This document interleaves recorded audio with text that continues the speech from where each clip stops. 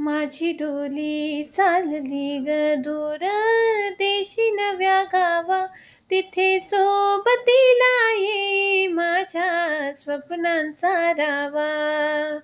तिथल्या चौकटीत शोधीन माझे नवेसे आभाळ, तिथली ऊन पाऊस भरतील माझी ओंजळ.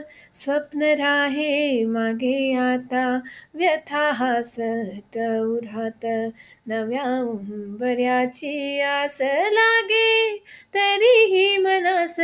ती नदी सारखी वाहते मी जणू, एक नदी सारखी वाहते मी जणू.